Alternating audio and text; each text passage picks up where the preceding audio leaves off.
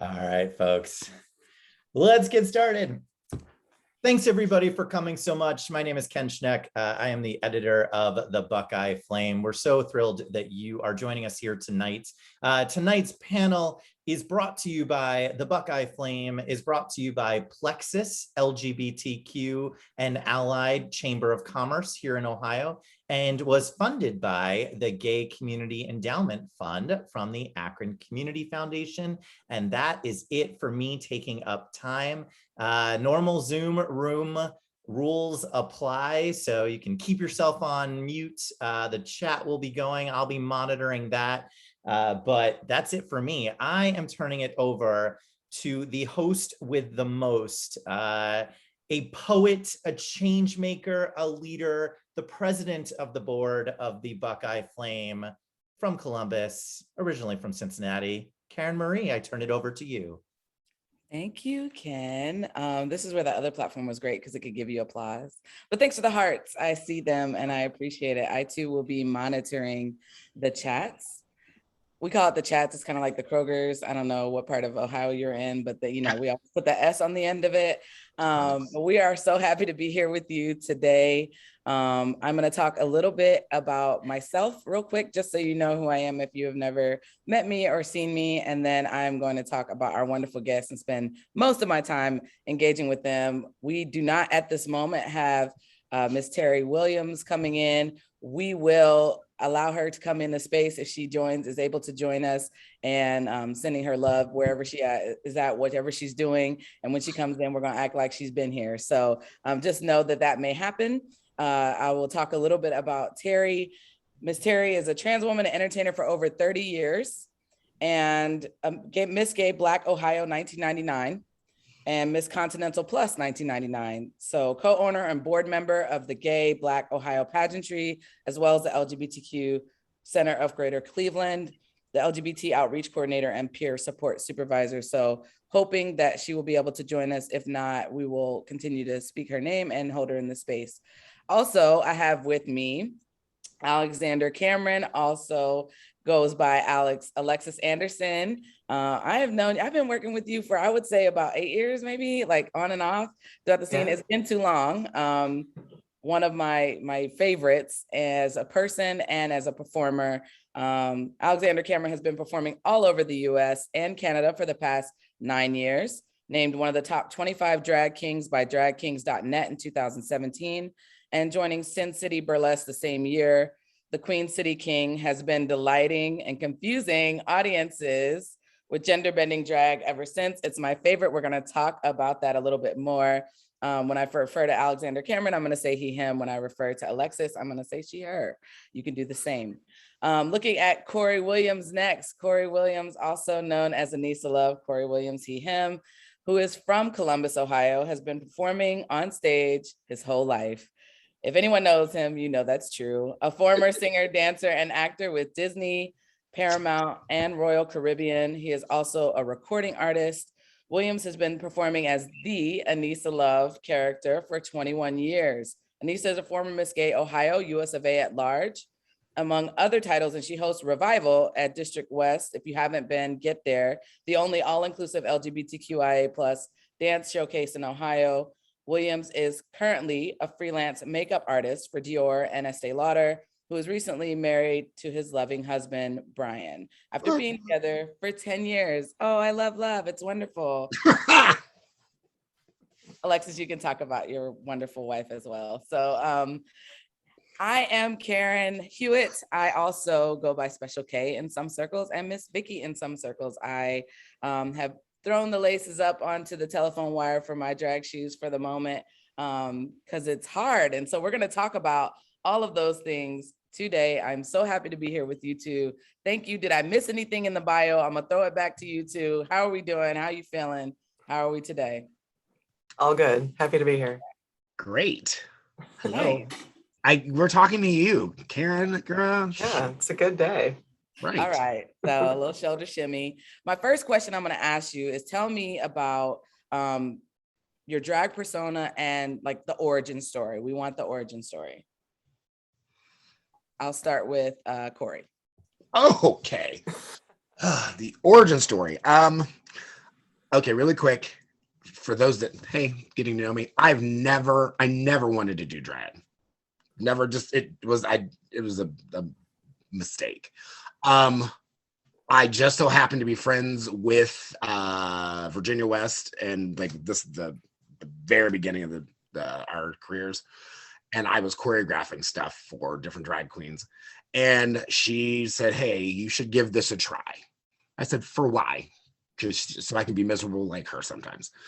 She's my best friend, so she'll be strong. So I did it once at I did a amateur contest. And my best friend Eddie said, and there was already other drag queens. He said, "I feel like your name should be Anisa." I said, "I need a name for like in an hour, so figure it out. I don't give a shit, I swear." And he said, "Anisa." And literally, I didn't even create the name.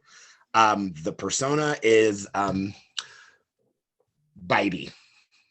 That's the easiest way. Not out of any other way. I use drag as therapy for me. So whatever I'm dealing with personally comes out in the character more, because when I'm not on stage, I really kind of just don't talk. I'm just like I'm very introverted in the weirdest of ways. So Anisa is loud, stupid, funny, very honest. Like, and unapologetically me. So that's it. How about you? And we'll check you in a heartbeat, huh? Yeah. Second. Oh, if you step out of line, it's on. Mm-hmm. Look, you don't. Yeah, nope. How about you, Alexander? I wonder about you. I don't know if I can follow that story. It's not that interesting for certain. No, so it's weird how my drag story came about. Back in 2012, so I'm coming up on 10 years here at the end of the year. I used to like to go out dancing a lot, and being 20 something or something years old, we'll talk about age in a little bit. But I always like to dance, and I love drag shows. I used to go to drag shows all the time, and a friend of mine was like, "You should just do that." I present as this person all the time, so this is what you get when I go to work in the morning. So I present pretty androgynously. They're like, throw some facial hair on, get up there and do the thing. So I went to an open stage on a Sunday night, and the prize was to get a paid booking the next week. I ended up winning the open stage, and here we are nearly 10 years later. Alexander Cameron was born. My Alexander persona, I guess, kind of like Corey said, I am extremely introverted. So if you've known me, if you know who Alexis is, I'm incredibly introverted. So when I started performing, I was like, what in the world? What is this that you're doing? So my persona is very much, I'm going to relate to a movie. So Fight Club, Alexander is my Tyler Durden. So Alexander is everything that Alexis is not. Confident, swaggy, sexy, all that stuff kind of roll into one. But also I can be silly and cheeky and all that good stuff. So yeah, and then going into burlesque. So those folks that didn't know, I also do burlesque with Sin City Burlesque in Cincinnati. That was an even bigger leap from who Alexis is. So now I do all of this Alexander thing, and I also take my clothes off in front of 500 people. So yeah, it's quite the departure from from every day, but it's fun, and I have a good time doing it. I love that. And I know, I used to say my drag king has a drag queen, because I used to enjoy the boylesque, fluidity of it. And as someone that is gender fluid, like it was fun for me. And I definitely felt more dressed up when I was doing the burlesque piece than when I was in drag. I was like so comfortable in the drag. And then it was like, okay, burlesque. So I'm hearing, I heard a little bit about your first time performing. If you want to elaborate on that anymore, then that's fine. But how do you're both introverts here that know how to perform and turn it on. So how do you reconcile that performer persona and life with, Alexis, I know you have a very successful corporate life. So like, how do you reconcile those categories and those workspaces with performance spaces? Yeah. I actually happen to work for a really, really progressive company. So I work for Gap Corporate. If you know anything about Gap and their, inclusive by design is their kind of motto. Um, I don't make it a point necessarily to talk about my performance career, mostly because I don't have time. I'm usually just talking about uh, parcel operations. That's what I do. Um, but it's not a secret. And so there's some coworkers that know. In past jobs, I've had coworkers that have come to shows and become big fans. Um, but Alexander will be part of this year's Pride celebration for Gap Incorporated. So very soon, all of all of Gap Inc. will know who Alexander is. So no, I don't find it to be. It's separate, but I don't find it to be something that I need to hide specifically in my professional life. I know that that's not the case for everyone, and so I had some hesitation initially about who I told or what I told, and that kind of thing. What are you doing for the weekend? I don't necessarily say, well, I'm traveling to Kansas this weekend to go, perform for just college students, because that's what I'm doing. Uh, but in my personal life, it runs the gamut. So my family, my immediate family, only one person even knows that Alexander exists, and that is my aunt. Yeah, so my aunt knows. She's never been to a show, anything like that, but she lives in Columbus, and no one else knows. My mom doesn't know. My grandparents don't know. My sister doesn't know. Kudos on keeping that, because I mean, it's really wonderful that no one has outed you. I mean, honestly, that's awesome. Right. Yeah, no, it's been a really significant part of my life for the last 10-ish years. So it's mostly because I don't want to hear it. And that's a whole different story from them. Some of you can likely relate. But on the other end of that spectrum, my wife is the big boss lady of Sin City Burlesque. And so her parents, my in-laws, are literally in the front row of our 500-seat shows. So they've seen me in all manner of undress, and then we still go have Thanksgiving and Easter and things together, and it's part of the conversations that we have. And what are you guys doing this weekend? What shows do you have? How's your costuming going? That kind of thing. So it's all over the place. At this point, I'm nearly 40 years old, and so I don't.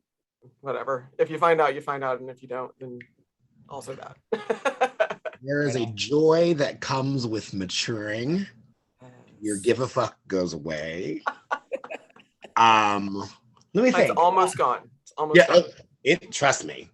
Wait, I will be 44 on May 15th. So I get it. I get it in the realest of ways. I've worked, it's weird now with what's happening in my life. Because I worked in retail for years at like different makeup counters and stuff. So obviously, I'm good and gay. No big deal. I never once hid Anisa, because as soon as I started like performing, and I realized at that point, not now, that was tax-free, straight out cash that I could use to pay off my undergrad and stuff. I if anybody asks, I was like, yeah, or I would just flat out tell people. My mother she used to do all of my hair. My family is super supportive. My mom and my dad came to like one of my very first shows, and my dad was just like, first question though, he's like, you don't want to be a woman, do you? And I was like, no, I just look like mom when I put a wig on. I look like you when I take it off. It's calm down. It's theater for me. But as I've gotten older, I've been working so much with organizations across the country, and in Columbus, I've done a lot of stuff. By the way, congratulations on Cincinnati's Pride. I love that you're going to be a part of that. I was the patron of Pride in Columbus last year. Plus, I do a lot of work with softball organizations and sporting events and all across Ohio. So there's no hiding anymore. I used to love the fact I could go somewhere and just, there'd be the duality. I don't have the luxury of duality anymore, because most people don't even know my name's Corey. They see Anisa, and in drag, out of drag, they're just like, it's her. And I just sit there, and they should know if I don't have any makeup on, I'm sitting there quiet, most likely drinking myself into a tizzy just to avoid the noise. But I understand where you are with that. My mother-in-law, obviously, if you're in my house, you know I do drag. My husband's whole family, they know. We were at an 80th birthday party for his uncle, and my husband is possibly one of the whitest men in the world, and I love him with my heart.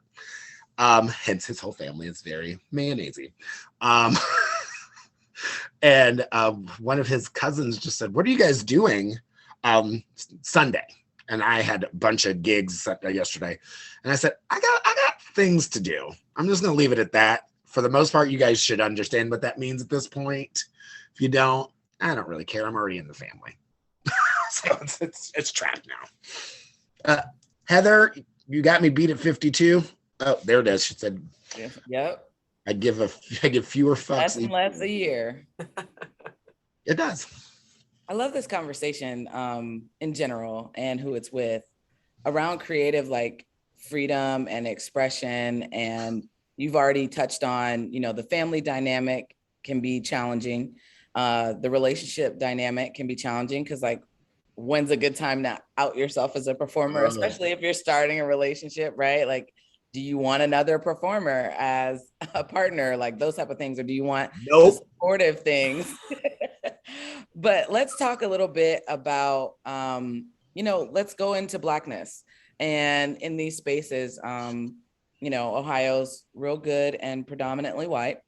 And especially in the gay space, LGBTQ plus space, there's a lot of white spaces and white gay folks with access to resources.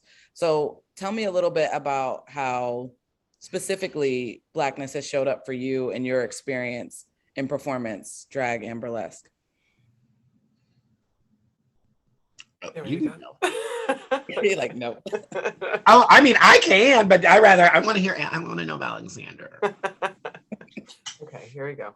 No, it's an excellent question and not something that I necessarily have experienced explicitly in terms of, has anyone in the performance community ever called me the N-word? Not to my face, maybe behind closed doors, I don't know that. There are microaggressions that happen quite a bit, and sometimes it's intentional.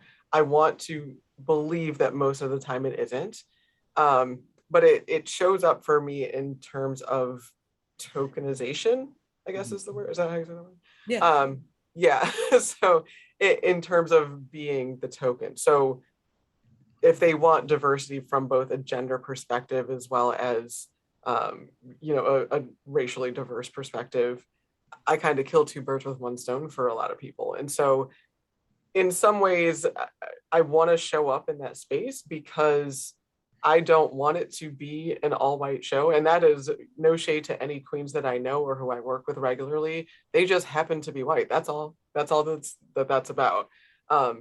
But the other part of that is I want to make sure that if you as a patron or you as a show director, you as a venue owner, whomever, you go out and see a show, I want you as a Black person to feel comfortable that there's at least one other Black face in the place, right?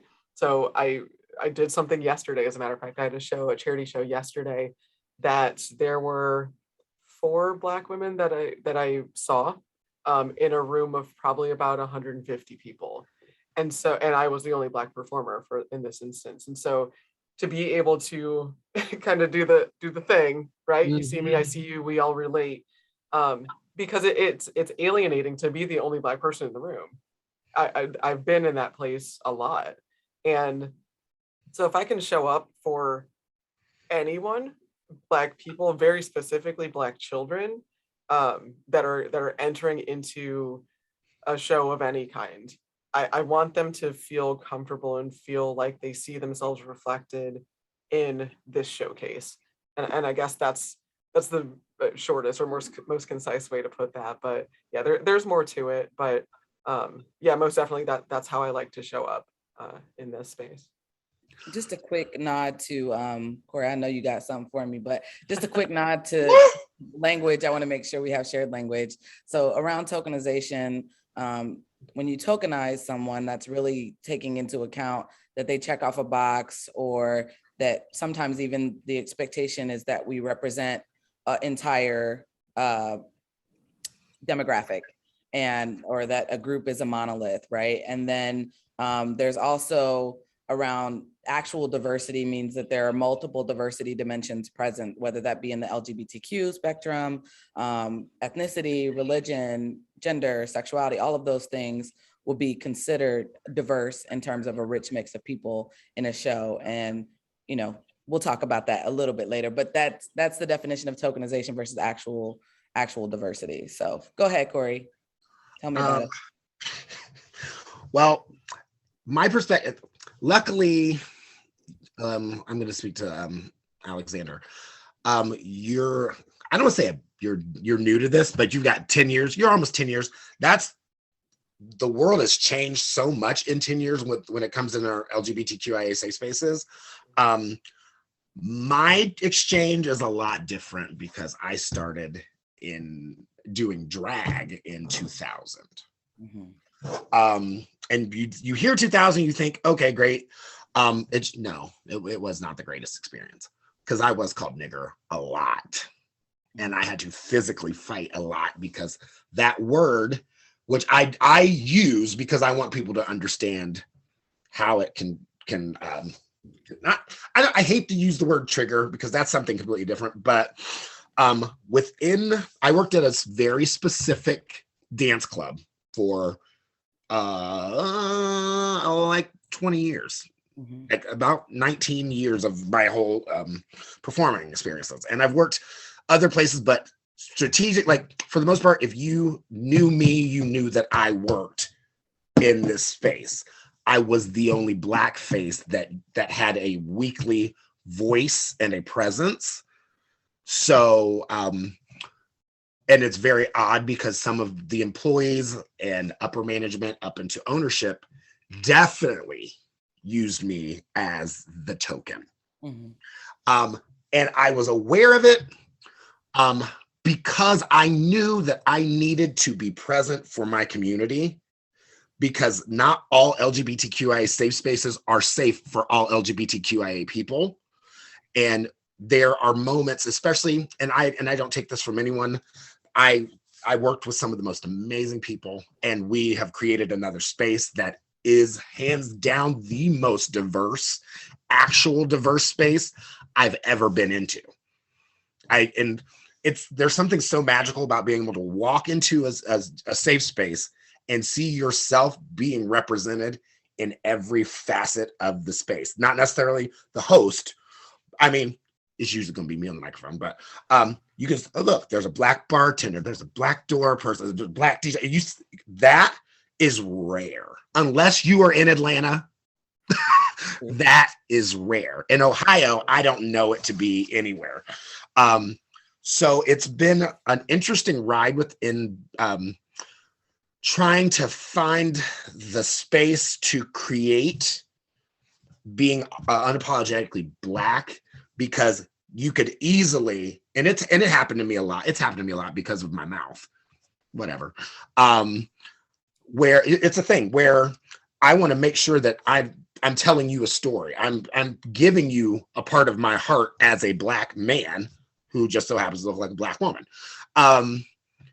And some white people will get offended because they can't automatically relate, and they can't flip it on their ear to realize that we as Black people have been listening to that every time we walk into a space. I don't need to listen to Taylor Swift. Shit, leave me the fuck alone. I'd rather hear the OJs. But so it's a very interesting space when talking about this, which I love. Yes. So. And I'm thinking about let's get into a couple more, and just terminology wise, we talk about intersectionality, and intersectionality is a term that was coined by Kimberly Crenshaw in 1989. And it was around Black women specifically, and the cumulative impact of it not just being sexist or not just being racist, but how many things can have a cumulative impact and over time kind of build up. And when you think about, the things that have happened just recently in the last 3 years around the murder of George Floyd. And we have so many things in Columbus, specifically around, Casey Goodson. And there's been like several, I could probably list a lot of police brutality, those type of things, where there's an awareness now that wasn't always there. So I know sometimes the question when I'm the only one in the room is, if not me, then who, right? And if not now, then when? And so tell me a little bit about the toll that can take on you emotionally. Is it exhausting? Do you feel like it's a social responsibility for you in some ways? It's draining. And I because especially when we're in the Midwest, where I'm going to be the first Black face you see, most likely, the one that's going to be speaking about it. And it always happens when I could, perfect example. Oh my God, sorry. I was doing a number that was about police brutality and about Casey Goodson and George Floyd and Breonna Taylor, and with visuals. And I had a sea of Black faces on stage with me, sobbing. And right in the very front row was a group of white gay men laughing because they're in a bar to come have fun. They're laughing, joking, drinking. Mind you, they paid to get in for this. And I looked at my cast and I was heartbroken. And then immediately afterwards, I had people coming up, well, how did that make you feel? Like, how do you feel about Breonna Taylor's killer? Like anything, that weight. You're the Black person, so you have to know everything about all Black people because you are that Black person. And I could not say enough that all Black, we are not a monolithic culture. If anything, we are the creators of culture. So every aspect of our lives, like, I don't know, but I come home and I love my husband and I love the life that we're creating, and he gets it. Like, he gets it. And Karen, you don't see him talking. He just sits there quiet. He don't pay attention. Like, he's in tuned to everything because it matters to me. And because of that. But then when I come home, some nights I am mentally broken that I just have to come, and I usually just come down here, sit in my drag room and just sit in silence and weep because it's hard to deal with that on a daily basis. But guess what? That's a part of, I think, the strength of Black people. We shouldn't have to be that strong, but we are. But yeah. Yeah. No, I mean, agreed on every point that you made. I've had this conversation at length with my wife, and she is white, just full transparency there. And we've had a lot of hard conversations in that she has never been in a same-sex relationship before. And so we talk about the things that she, as a formerly straight, I don't know, but a straight passing white woman, and she's gorgeous. And so she's going to be protected in ways that I, as a very obviously queer, very obviously androgynous, very obviously of color at very least, if not a very obviously Black person, how our life experiences are different. And the way that I relate it to her is just that it is like fighting all the time. Yep. Every single time I walk out of the door as this person who can't, and nor do I want to, so let me make that clear, but can't hide any of those intersections that you're talking about. And it shows up in the performance community sometimes, and I've had to sit people down sometimes, or I've had to cancel people sometimes, because for queer white people to understand or sympathize or give me grace and space for having to process George Floyd's killing. Corey Goodson is my cousin by marriage. And so to have to hear my uncle break down about his nephew being gone, and still to then have to, but I got to go wiggle for the people later, and to not have the space and grace again to feel that out or use it on stage, because it's not a fun topic, but this art form allows the person doing it to express whatever they want or need to express and get out. And so, it's really difficult. I mean, I've talked to a lot of people about this at length, being Black in the queer community, where we don't have the same relation. So I relate to queer people because I'm queer. I relate to Black people because I'm Black, because that's another part of maybe what queer people don't understand, is that the Black community isn't here for the queer community as a monolith. I'm speaking in wide, sweeping generalizations, so please take that with a grain of salt. But also, misogyny exists everywhere. Misogyny exists explicitly in the drag community. I've been told, we don't allow women on this stage. We don't hire this person. This is what drag is and what drag isn't. And, I still try to show up, and then to take all of that in every community that I'm in, and then forget about all of it because I have to go to work and I have to put on a different face again. So, and then being a queer Black woman in a very predominantly white male dominated field that I work in, it's like doing it all over again. So yeah, I mean, it is exhausting, and it is truly like fighting every day. So my home is very much my safe place.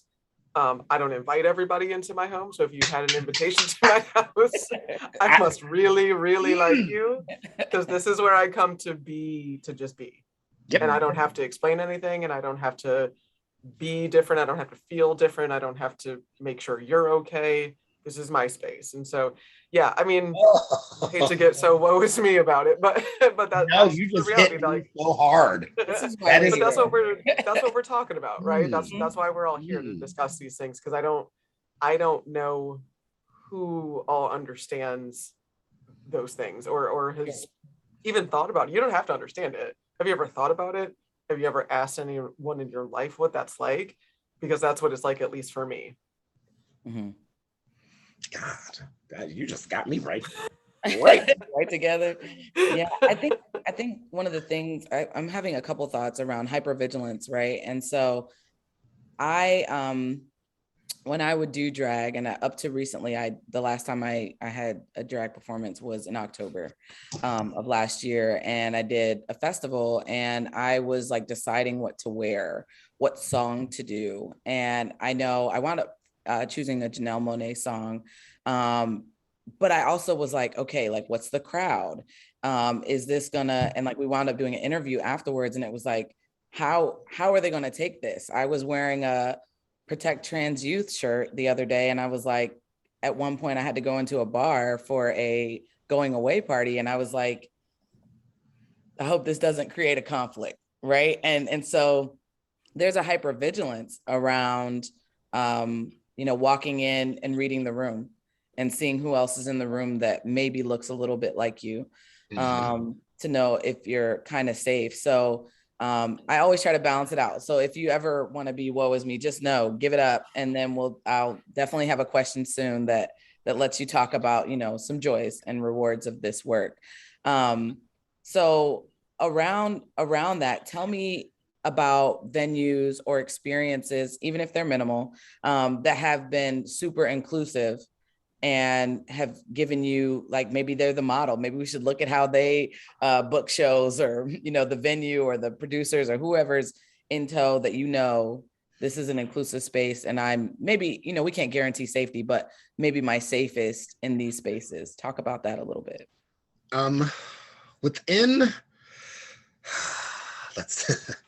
Actually, at one point in time, I felt the safest and more included at Havana. Okay. That was in the short north. For no other reason than I knew that when I walked through those doors, there was one human being who has a large presence who made sure that every human being was safe, accounted for, and seen, like seen. And that's Bobby Aw. Oh. Bobby made sure that everybody, regardless of color, was treated the exact same, regardless of sex, regardless of race. And he still does now. I don't want anybody to think that this man does not. But Havana's gone. So I never felt that way at Access. I didn't, and it's not me bad mouthing that. I helped build it. I loved what I created there, but it's a new day. I'm going to be honest, District West, I stand by this, and I'm not even there all the time. It's a show bar that's open 7 days a week, and like no, 7 days. Any day you go, you are going to see a Black entertainer or a Black host or some and be welcomed, and that's why the space was created. It was to be seen for everyone. Everyone, especially within our trans community, because that was when we were having the conversation of how we wanted this bar to go. There were a lot of trans Black women being murdered, still are, but it was a thing. Like, we have one of who our Miss District West is Bianca Debonair, and I love Bianca. She's an amazing entertainer. Is she on the call right now? Yeah. Oh man, never mind. She don't need to know I was thinking about her.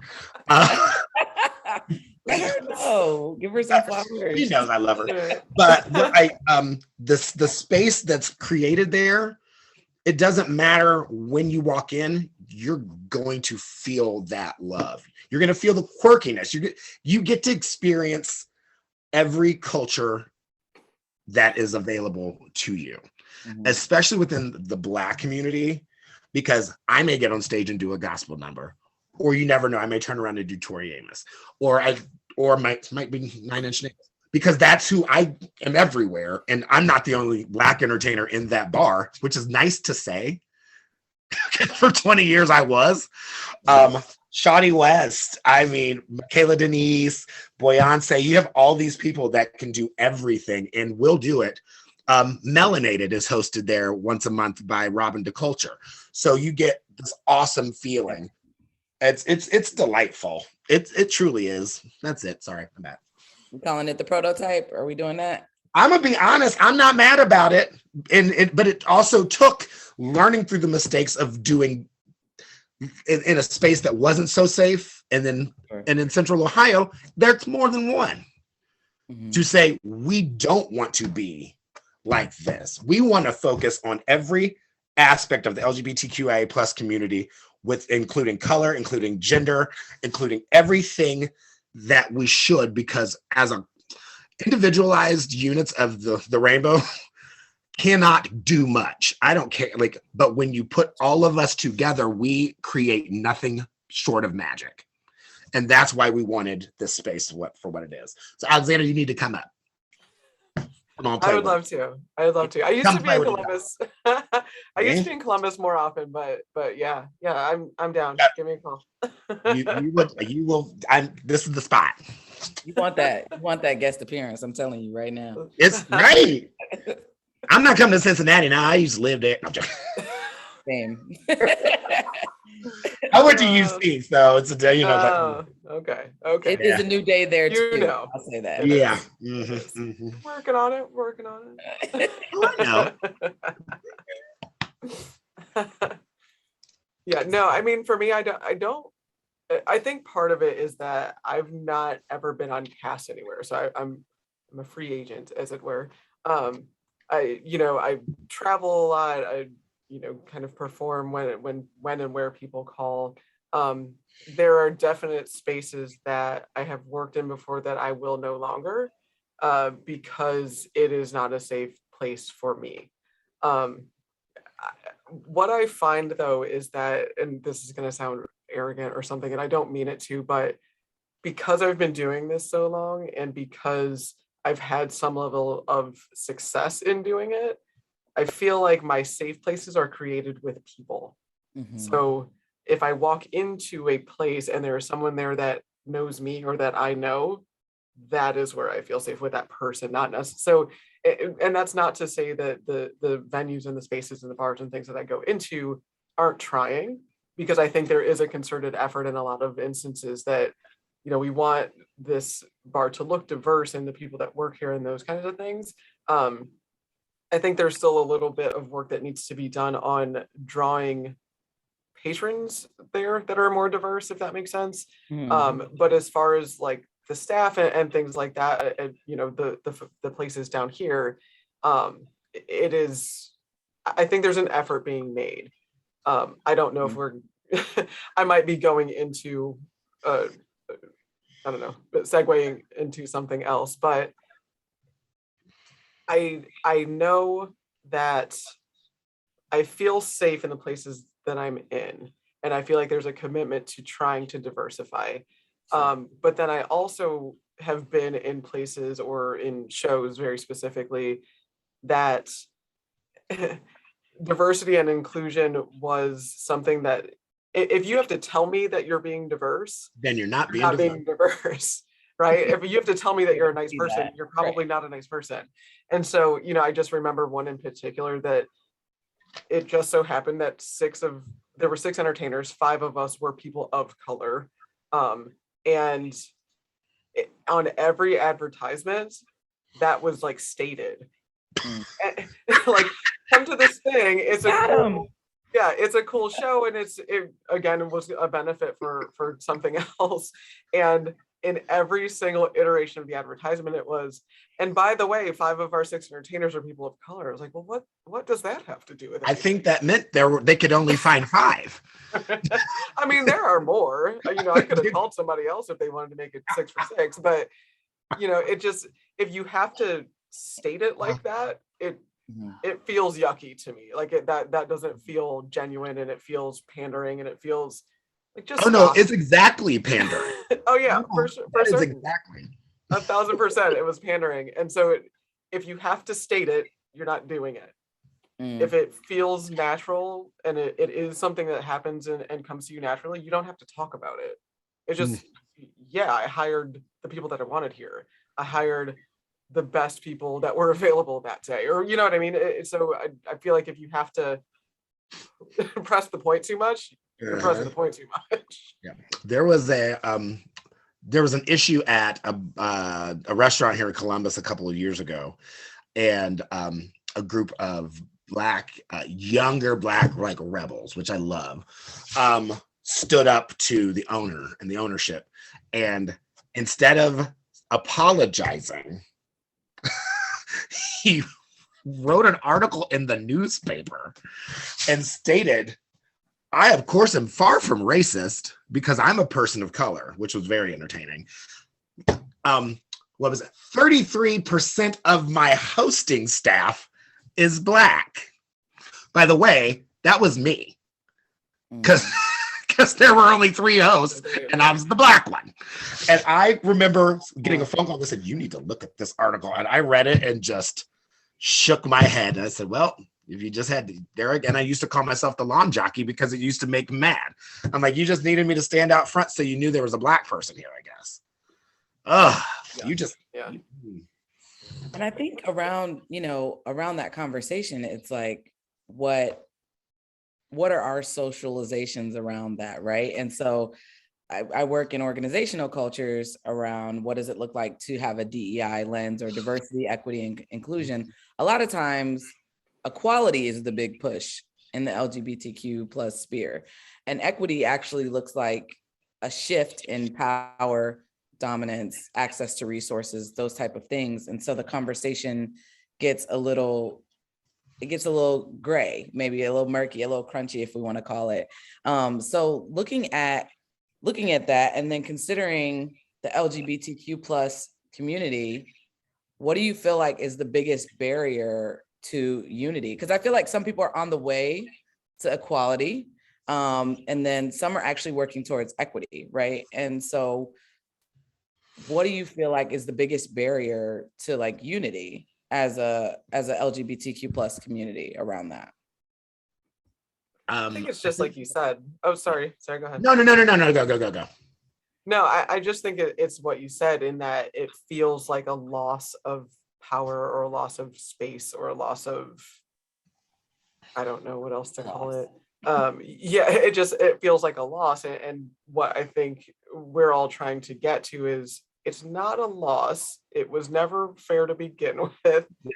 Let's stop making it a scale, right? Because you're already, I don't know, like you're already down here in terms of your resources and wealth to some extent and those kinds of things. I'm not asking for that to change. I'm not asking for the roles to be reversed.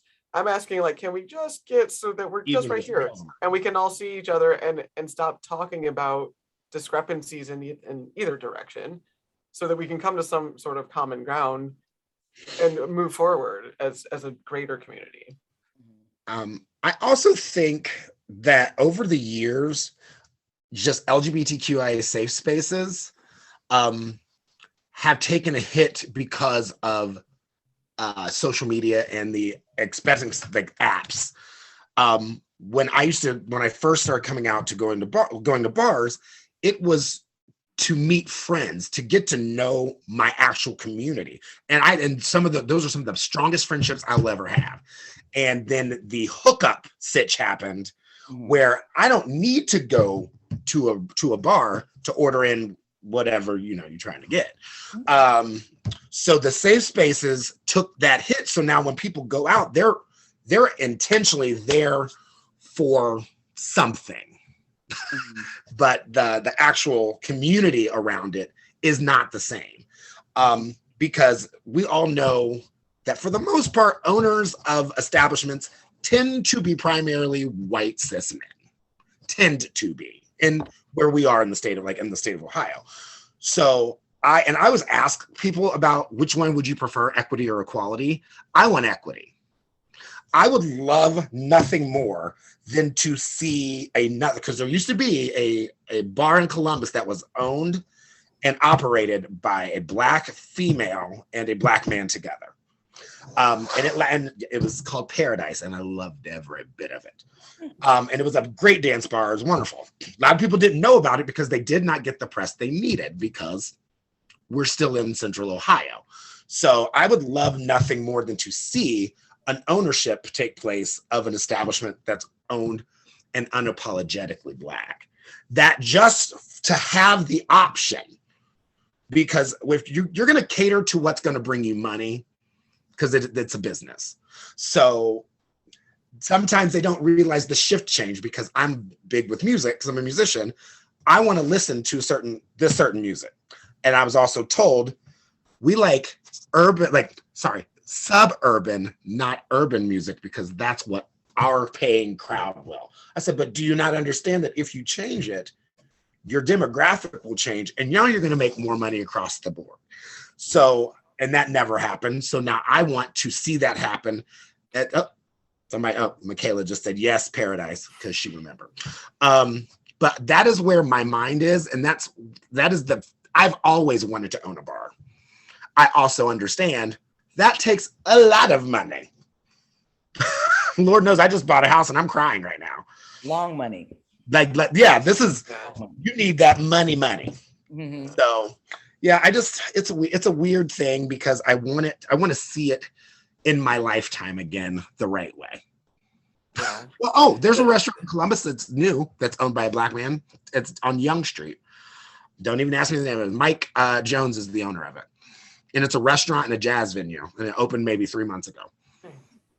I have several, not queer, but definitely Black owned business. I know that has been, a push. And I think sometimes people around that loss, Alexis, that we were just talking about, like when they see Black owned, they immediately think that we are going to be exclusive like they have been. Yep.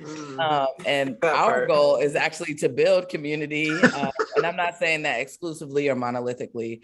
What I am saying is that I know when I go into the spaces where people are like, does that mean, just because I'm pro-Black doesn't mean I'm anti anything, actually. Yeah. And the only reason I have to be pro-Black in a sense is because the world has historically been anti-Black, over time. And I think it's so important to keep having these conversations around what does equity look like. I think it is a significant ask to ask people to be, trauma informed, to have inclusive language. And it's, as a culture, it's challenging. So I know you all mentioned, things to do, things not to do. If you have to say this statistic, then you might want to check the culture, right? So you want to make sure that policies match the culture, match the welcomed feeling, match the affirmed feeling, match the representation, right? As opposed to tokenization. So these are all kind of DEI terms that we use.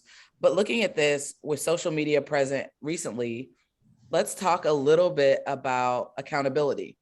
Okay, so I know this wasn't in your questions that I gave you, but we're gonna do it. So around accountability, some may call it cancel culture to start the conversation, but talk a little bit about what it means to be responsible or accountable once you have information, to know it and to act on it. And what does it look like to be in these spaces while these conversations are happening around various, I'll go ahead and give a content warning, please care for yourself as you need to, but around, abuse of any sort.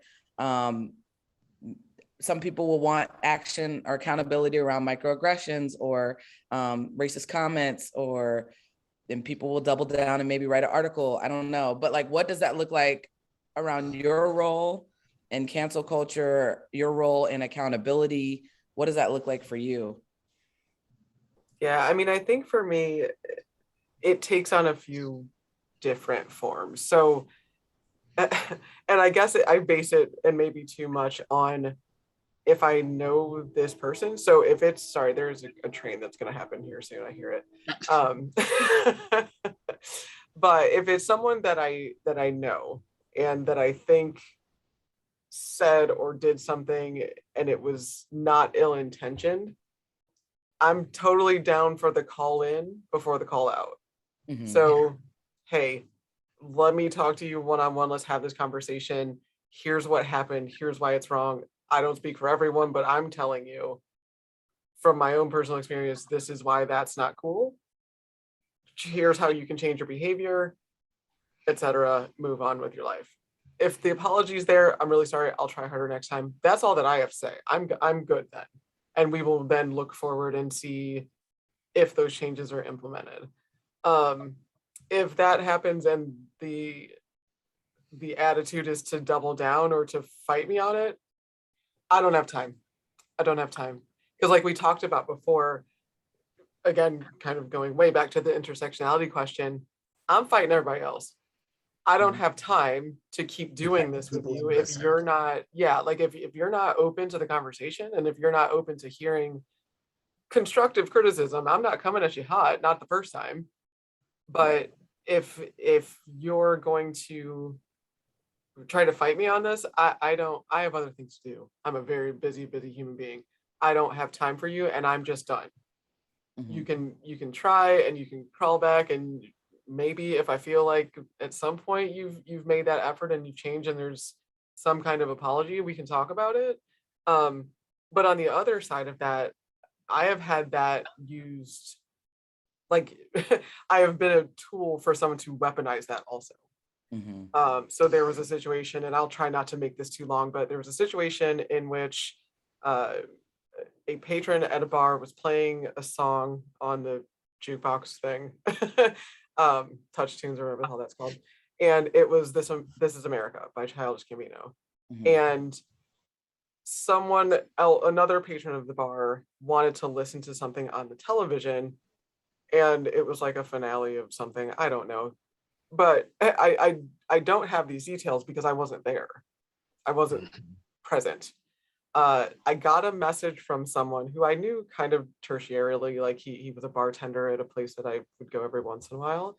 And, he gave this entire account and then wanted me to cancel the bar owner publicly. And I'm like, a couple things. I don't know you, really. I wasn't there. This is not behavior that I have seen before, and I'm not saying that it didn't happen, but what he wanted was from me to make some kind of public statement to stop supporting this bar owner because of something that happened when neither of us were there.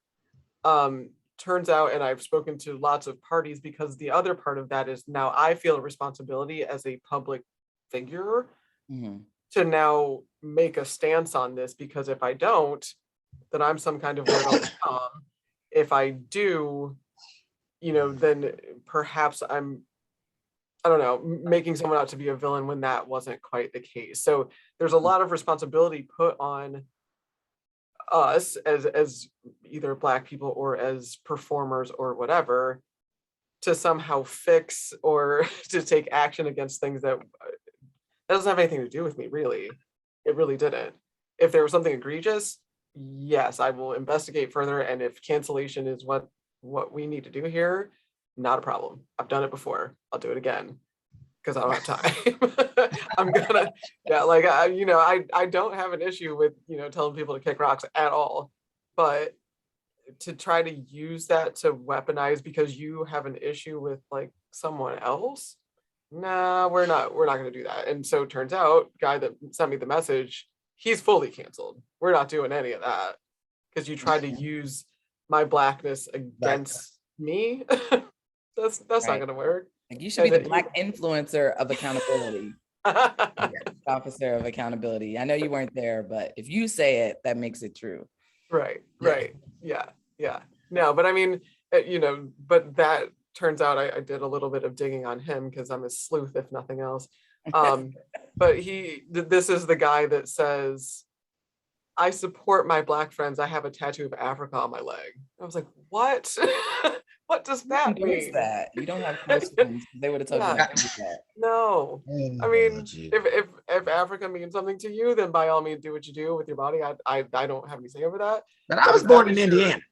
I was born in Northern Ohio. That doesn't have anything to do. No. That has nothing to do with my Blackness. Yeah. So this is a white guy trying to start racial drama by bringing me into something.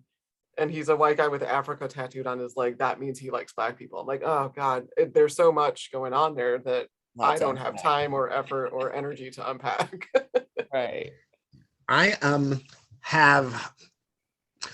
fallen prey, if you will, or fallen victim to being weaponized without, everyone knows if I'm there and I see anything happening across the board, doesn't necessarily have to be racism, it could be misogyny, I am going to most likely be the first person to jump down your throat to correct it, especially if you're going to disrespect someone publicly, you deserve public attention.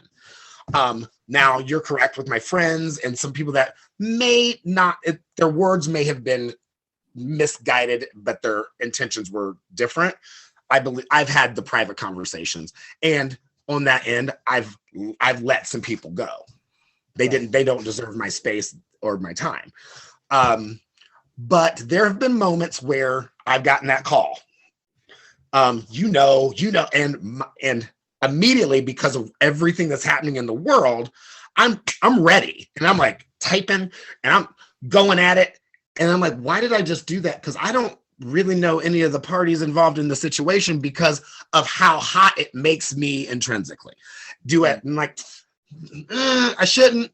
Now, as I've gotten a little older and with the conversations from, thank God, my therapist and my husband, he keeps me calm. I've learned to just stop. If I am there, that's a different conversation. But even from my close friends, they'll message me and say, did you hear this? Let me tell you the tea and all of that. And I'm like, here's the thing. I'm protecting my peace at all cost. And if you're constantly going to bring that issue, and it doesn't, I mean, any issue,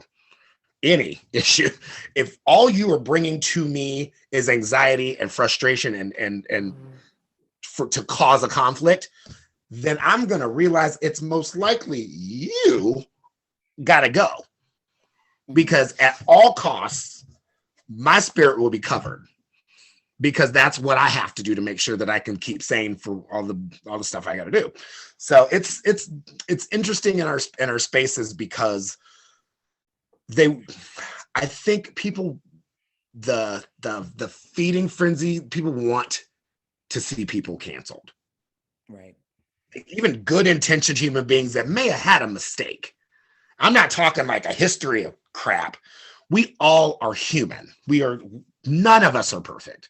So yeah, I have said some things now, and if I take a step back and I realize what I said was inappropriate, I apologize, because that's just who I am now. If I double down, I truly double down.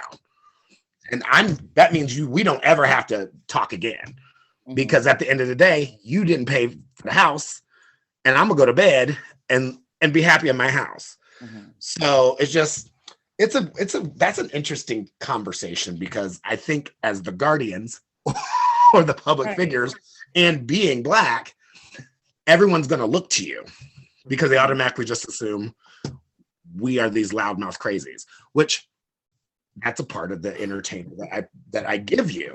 But when I'm home, I'm like, y'all just need to, can I just can I have some soup and just sit in the corner quiet and watch This Is Us and cry like a normal human being? No, that's another good point though, because I've seen things, something happens and somehow it's equated to someone being a racist. And I'm like, wait a second. And then the call in from I don't know who started it is the right word, but just like, Alex, did you hear this thing? Or like, this person is canceled and this is racist. And I'm like, what? It's like a frantic, what do you mean? What happened? And you get back to the source of it and you're like, wait, what? How did you get here? Yeah. That's exhausting. Stop doing that. Right. Like if you start the fight and expect me to finish it, if I find out that you started the fight and there was nothing that actually happened, then now I'm good on you. Yeah. And it's like, it's protecting your peace. It's too exhausting to constantly have to be called into situations that either don't warrant it, because if something truly is that bad, I need you to approach me with it differently. I need you to say, hey, here's what happened, for your own safety, or just, for your information, here's the situation. Not, Alex, you need to get on this person, or you need to cancel this person. What do you mean? There's too much investigation that I now have to do, Right, just to figure out whether or not it's valid or worth energy, really. I feel like around the trauma informed piece, you add a lot of components in there, and you have like sometimes the perfect storm for a misunderstanding, an emotionally charged event, and we don't have information at the end of it. And then it's like, what do you want me to do? And a lot of times, I mean, I'm not really a big canceller unless like the situations when you're like, okay, everybody's just gonna walk away. And some people are like, I know this is about to happen to me, so they'll kind of like be quiet for some months, like step away, like I'm gonna just get out the limelight for a little bit.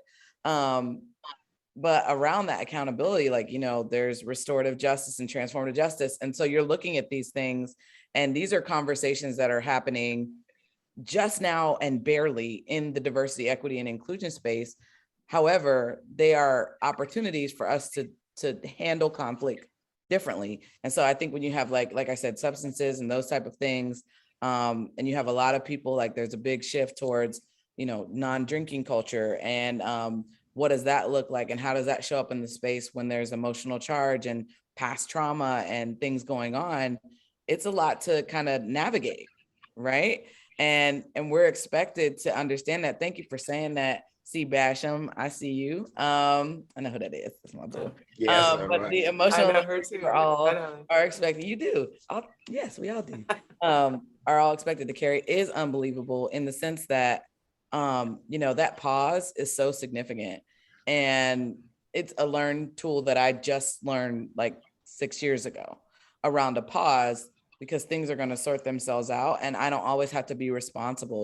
We were always, if we were the only one in the room, then it's like, how are you going to handle this? And when you say that about protecting my peace, I don't care what diversity dimension you are walking into me with, whatever you're bringing, if it's not restorative, generative, peaceful, kind, loving, and curious, I don't really have any time or energy to engage. So we're coming towards the end. I'm going to invite people to put questions in the chat, but I'm gonna ask one of your proudest performer moments. I've gone from drag to boylesque to we called them, Jenner fucks, and it's a fun one. But I also just recently had a book launch at the Lincoln Theater. And you did? I did. And it was, pretty packed, and it was pretty awesome. But it was a space where people could all like grieve and feel and process. So I know there are different proud moments for different reasons. So I definitely want to hear your proudest moments as a performer and entertainer so far. Wow. Okay, I'll do one. There you go. I'm gonna be honest, it's so weird because talking about myself is awkward. I'm like the person you could like fawn on, and then I walk away because I'm uncomfortable because I just don't take compliments. I'm like, I'd rather you tell me something I did wrong. A couple of years ago, I was in a movie. Yeah, it's nice about, Karen, you already know. A documentary about drag culture in the state of Ohio. And because of that, I was asked to come speak and perform at Harvard for at the Radcliffe Institute for Advanced Study. Now, here I am, the kid who never wanted to do drag, who made okie dokie grades, but my social game was my strong point. Standing in the middle of, on stage with all faculty from Harvard University in drag, telling my story about who I am and why, and the weirdest of how I got to this spot. And I stopped and just openly wept in front of every one of these strangers, which most of those faces were very, very, very white. However, what happened from that was this magic experience that I was embraced and loved because of my journey. And to this day, it's one of those things where if I start feeling down because I'm getting older, I'm like, do I still feel like I have time for this? Do I really want to mess with this? Can I sell this shit in the back and call it a day? I think of that moment and know that there's a reason why I take the space that I take. And as I'm seeing younger Black queer entertainers just coming out unapologetically and just kicking ass, I feel, if I didn't have a direct hand in it, that they are on my shoulders. Like I'm on the shoulders of those that came before me. So that to me makes me proud. So that's my heart. Mine's not that good. I've never been to Harvard. No. They invited me to come to Harvard. No, I guess it's not. I guess mine isn't that similar. There. See, you're right. I'm gonna stone myself a Harvard logo. Yeah. You got to hit them with the double side, the Michael Jackson number. You got to get them that at Harvard. There it is. If you go to Harvard, you got to give them that. Taking that. I'm taking that. But, oh my God. I love it. Been to Harvard or Yale or none of them. No, so I guess mine isn't that dissimilar. It wasn't at Harvard. But I had done a contest for a local charity organization, and my step down was right after George Floyd. And so I was feeling every feeling that there is to feel. I was frustrated, I was mad, everything. And I decided that my step down wasn't going to be about the past year that I had reigned. It was going to be about how the fuck I felt that day. That's what I did. So, and my wife can attest to this, that I came upstairs and rummaged through some of our costuming, and I was like, it wasn't stoned, it wasn't put together. So if you've ever seen my drag, at least very recently, it's very, very sparkly, gentlemen. But I got on stage and I did Human by Rag and Bone Man. And I cried. I'd never cried on stage before. And also, if you've ever seen me do drag, 99% of the time I have sunglasses on because, like I told you, I'm an introvert, and so Alexander's a character. Swaggy. Yeah, I'm swaggy. If you see me without glasses on, or very specifically sunglasses on, that's Alexis. That's not the same person that you're talking about. But at the end of the number, I took my sunglasses off and showed the crowd that I was crying. I'm not a crier really in general, as a general statement, but to be that vulnerable on stage in front of people, and it was a very white crowd who maybe didn't get it. I hoped that they got at least some of it through that performance and through knowing me as a person. So I had a lot of friends in the audience, that kind of thing. And it felt like catharsis. It felt like I finally got it out without having to say it or without having to defend it or have an argument about it. I'm not arguing with you anymore. I'm not. This is my space. This is my time. I'm not worried about entertaining you. I'm using this moment to feel what I needed to feel.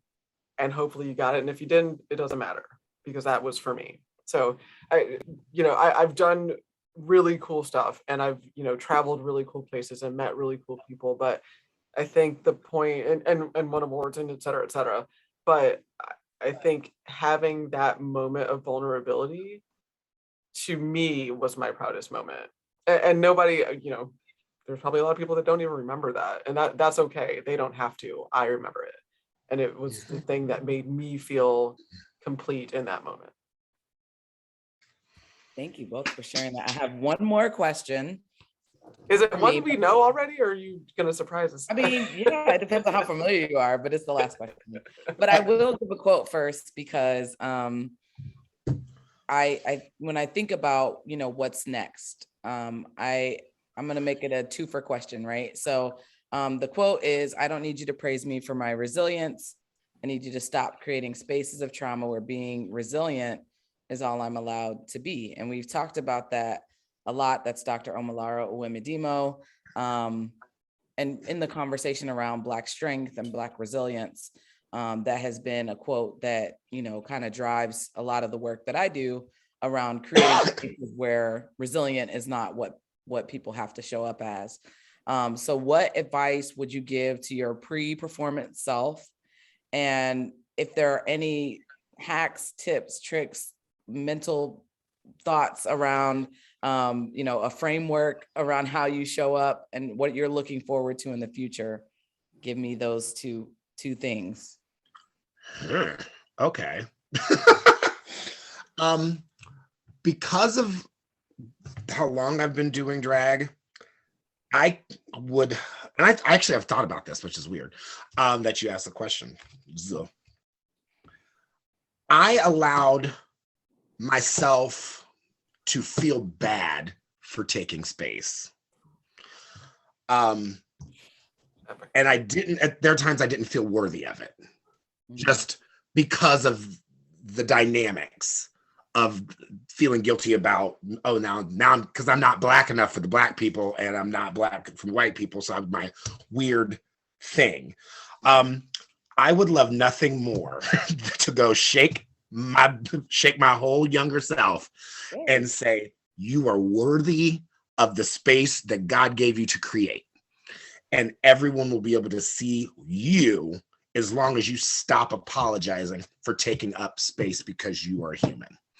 And that lesson hit me within the past 5 years, because I felt bad up until 5 years ago about just wanting to live my authentic life, unapologetically gay, unapologetically Black, and not worry about any part of intersectionality from my life, because at some point you're going to get hit with daggers either way. You might as well just stand up and stand in your truth. So that's my conversation for younger me. And I want the future and the pushing forward and how we can get there. I want everyone to just take that pause you talked about. Mm-hmm. Take the moment to realize, if you stop, think, let yourself be guided by something higher than yourself, and look for the sense of community, everything will fall in the order it needs to. The problem is I think a lot of people only think of me, me, me, me, me. And it's weird when you think of yourself and you're trying to think of the whole, like everyone as like a unit, there's always the other people that are just always going to be in it for them. So I'm in a weird space right now in my life about that. So it's odd. I think the individualist culture, like around white supremacy and all of that, teaches us to veer away from community. And I think we're all actually born wanting and longing for community and connection. For community and family. Yeah. Mm-hmm. Yeah. And especially as gay people, where some of our families, our actual blood families, have pushed us away. I'm lucky because I'm not one of them. So we have this amazing choice to create our own families. And then once we create them, we might have let a snake in our own garden and we didn't even realize it, because everybody in your circle ain't always for you. Right. So, and it's just, especially with entertainers, because there's always going to be, why'd she get this gig and I didn't get this gig? Why did the competition of it, where it's never been about competition for me, because I think if you succeed, I'm succeeding because I'm here to help you. And it's a love that it's never about me. I want it to be about everyone. Mm-hmm. So that's it. Sorry about it. You never have to be done ranting like that. I like that. Nope. I want to hear it. No, so we have a very similar advice to pre-performance selves. And it's just stop hiding, because at least in my family, and I think I can speak to this a little bit socially, but as a Black person, and very specifically a Black woman, don't be too loud. Don't be, don't pop off. I don't know, all the things. I remember as a kid, my mom telling me, like, you, because of who you are, you have to be better. You have to be quieter to be understood or to be listened to, and et cetera, et cetera, et cetera. That kind of like respectability doesn't work. Not all the time. It doesn't. And so, and it's something I still struggle with right now, so much so that Alexander was created to combat that. Alexander helps Alexis not apologize. Corey, to your point, Alexander helps me take up that space, to your point. Alexander doesn't hide. I wish that I could apply that more in my life, because I'll be 40 in 2 weeks. So to still have to still have to apply that, I feel like I should have been there already. It's a kind of emotional baggage that shouldn't be there, or it shouldn't have to be there, at least. We're working on it. We're gonna get there.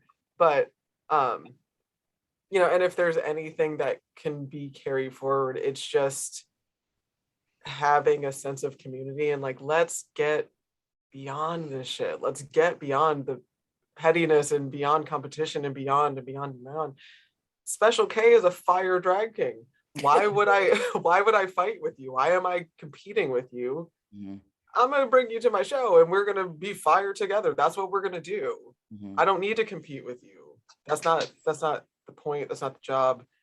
It's the reason that we're still so segmented, Black, white, performer, non-performer, all that. It's unnecessary. Stop it. Let's all just put on some fire art and move on about the day and have a good time. Mm-hmm. So.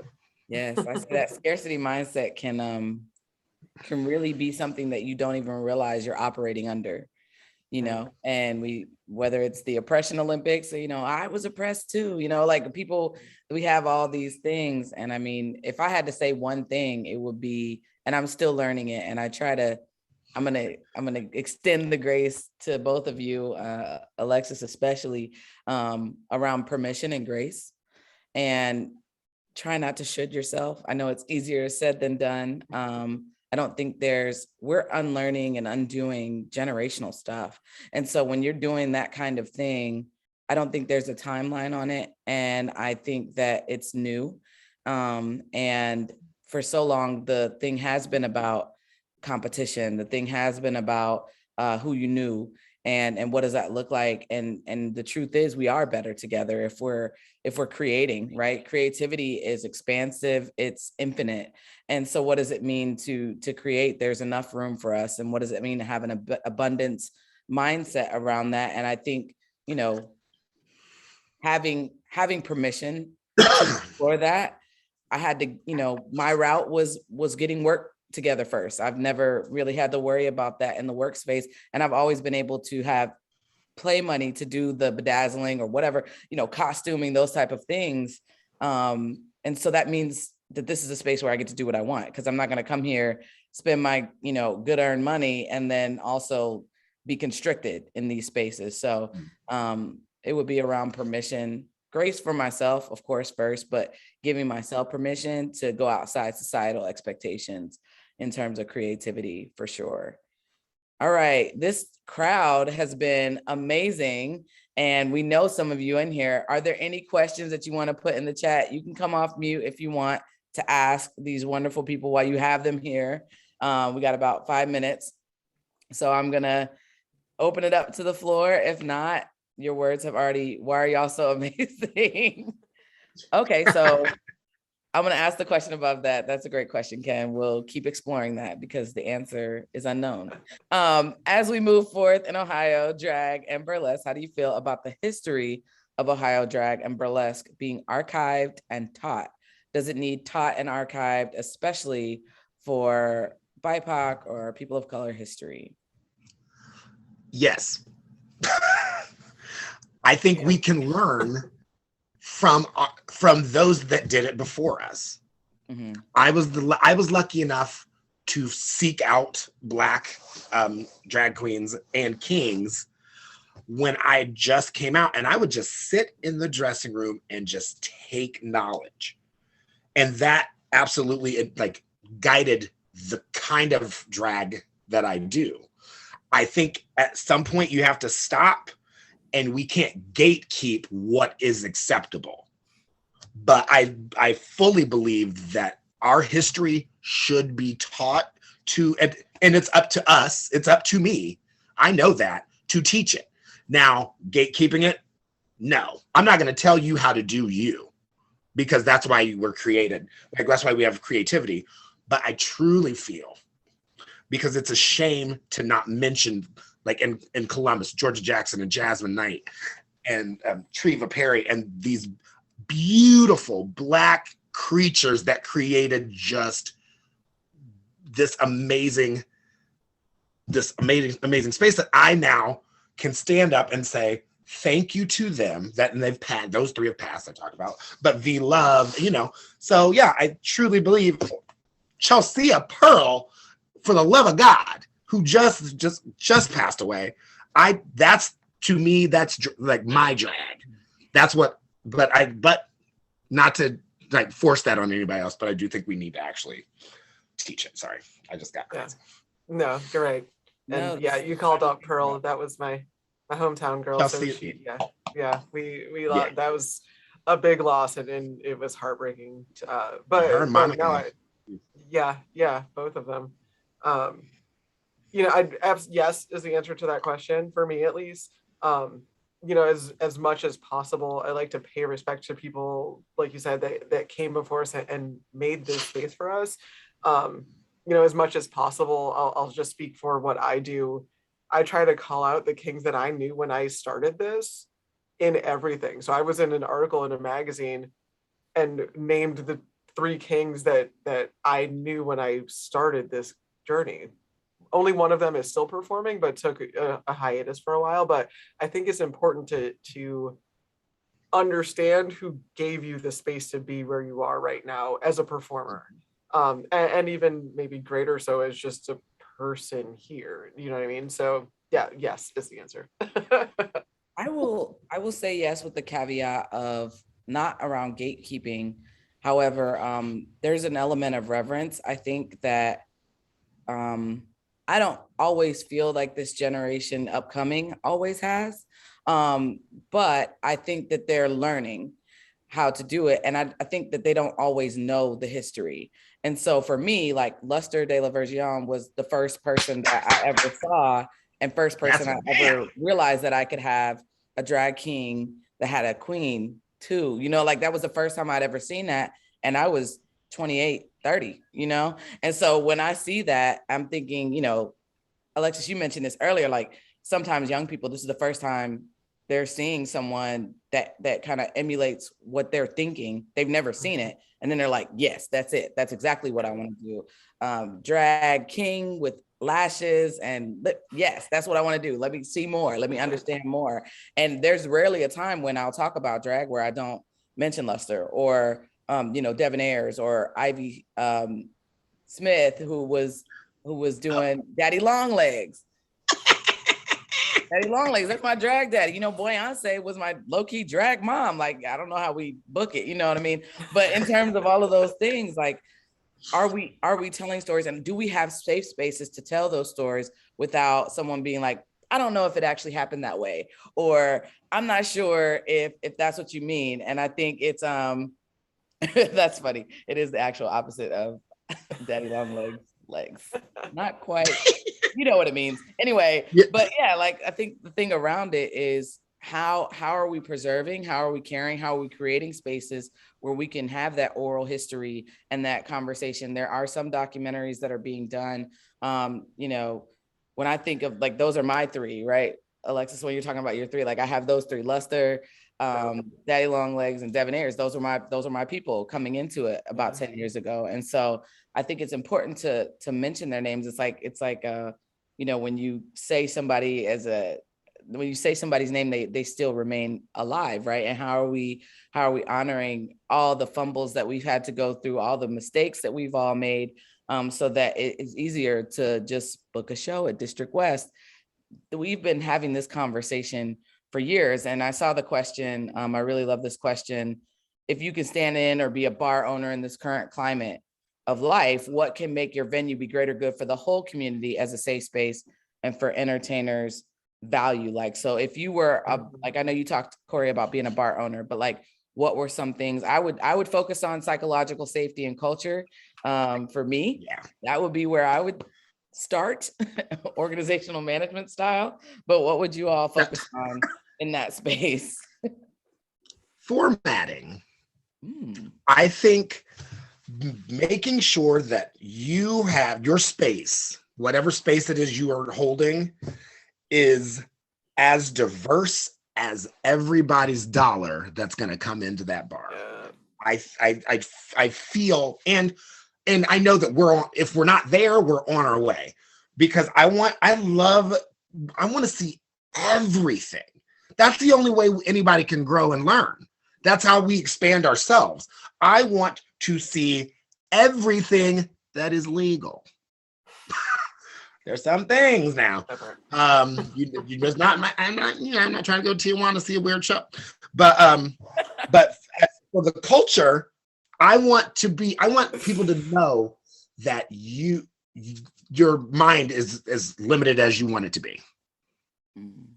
Like in a bar, I want to go there to forget what the hell happened in my life that day. And I want to be able to come in there and know that I'm going to be entertained first and foremost, and accepted, safe, protected, loved, and seen. And I try to create that no matter where I am, but I'd love to see that across the board. Okay. Now, I think for me, it's kind of dual purpose. So one would be to make sure that there are physical spaces that you can do different things. So it wouldn't necessarily just be the music's going to be on 10, and I don't care if you're trying to come here and meet people and talk. This is where we're dancing, and that's it. Dance or get out.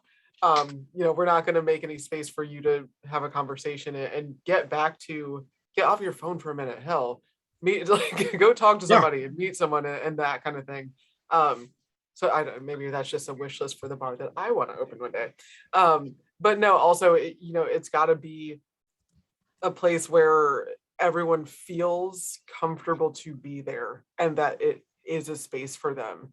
So, I mean, down here, as much as, like I said, certain bars are trying to expand their diversity footprint in terms of who works there and that kind of thing, they're also not reaching out to diverse communities to do that. So look, we've got United Colors of Benetton staff, but it is a very white crowd.